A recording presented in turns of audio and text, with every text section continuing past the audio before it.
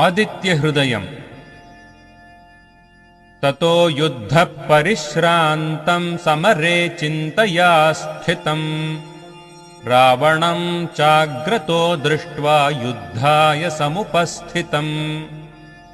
दैवतैश्च समागम्य द्रष्टुमभ्यागतो रणम् उपागम्याब्रवीद्रामम् अगस्त्यो भगवान् ऋषिः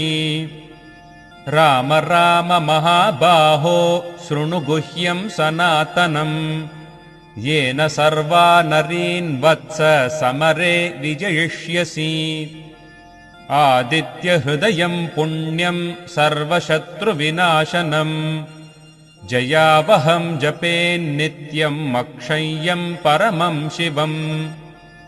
सर्वमङ्गलमाङ्गल्यं सर्वपापप्रणाशनम् चिन्ताशोकप्रशमनम् आयुर्वर्धनमुत्तमम् रश्मिमन्तं समुद्यन्तं देवासुरनमस्कृतम् पूजयस्व विवस्वन्तं भास्करं भुवनेश्वरम् सर्वदेवात्मको ह्येषः तेजस्वी रश्मिभावनः एष देवासुरगणान् लोकान् पाति गभस्तिभिः एष ब्रह्मा च विष्णुश्च शिवस्कन्दः प्रजापतिः महेन्द्रो धनदः कालो यमः सोमो ह्यः पाम्पतिः पितरो वसवः साध्या ह्यश्विनौ मरुतो मनुः वायुर्वह्निः प्रजाप्राणा ऋतुकर्ता प्रभाकरः आदित्यः सविता सूर्यः खगः पूषा गभस्तिमान् सुवर्णसदृशो भानुः हिरण्यरेता दिवाकरः हरिदश्वः सहस्रार्चिः सप्तसप्तिर्मरीचिमान् तिमिरोन्मथनः शम्भुस्त्वष्टा मार्ताण्ड अंशुमान् हिरण्यगर्भः शिशिरस्तपनो भास्करो रविः अग्निगर्भोदितेः पुत्रः शङ्खः शिशिरनाशनः व्योमनाथस्तमोभेदी ऋग्यजुस्सामपारगः घनवृष्टिरपां मित्रो विन्ध्यवीथी प्लवङ्गमः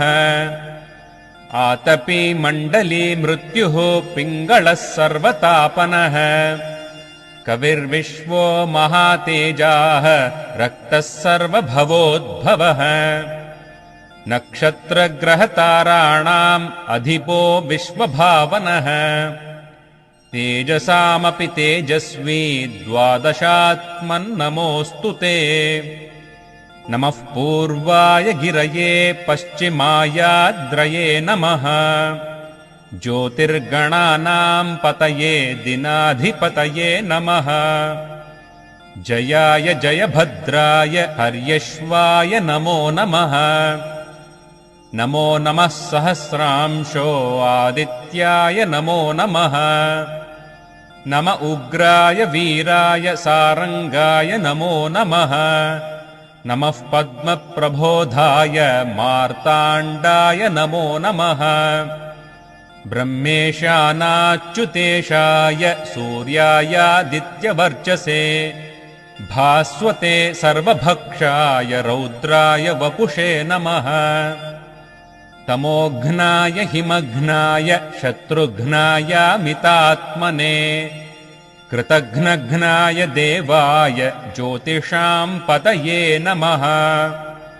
तप्तचामीकराभाय वह्नये विश्वकर्मणे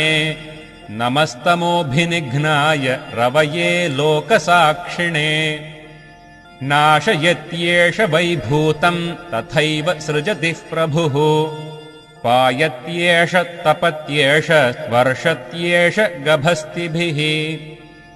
एष सुप्तेषु जागर्ति भूतेषु परिनिष्ठितः एष एवाग्निहोत्रं च फलं चैवाग्निहोत्रिणाम् वेदाश्च क्रतवश्चैव क्रतूनां फलमेव च यानि कृत्यानि लोकेषु सर्व एष रविः प्रभुः येन मापत्सु कृच्छ्रेषु कान्तारेषु भयेषु च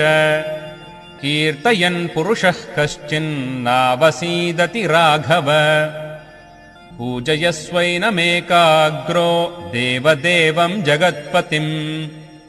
एतत्त्रिगुणितं जप्त्वा युद्धेषु विजयिष्यसि अस्मिन् क्षणे महाबाहो रावणं त्वं वधिष्यसि एवमुक्त्वा तदागस्त्यो जगाम च यथागतम् एतच्छ्रुत्वा महातेजा नष्टशोको भवत्तदा धारयामास सुप्रीतो राघवः प्रयतात्मवान् आदित्यं प्रेक्ष्य जप्त्वा तु परं हर्षमवाप्तवान् त्रिराचम्य शुचिर्भूत्वा धनुरादाय वीर्यवान् रावणं प्रेक्ष्य हृष्टात्मा युद्धाय समुपागमत् सर्वयत्नेन महता वधे तस्य धृतोऽभवत् अथ रविरवदन्निरीक्ष्य रामम् मुदितमनाः परमं प्रहृष्यमाणः निशिचरपतिसंक्षयं विदित्वा सुरगणमध्यगतो वचस्त्वरेति।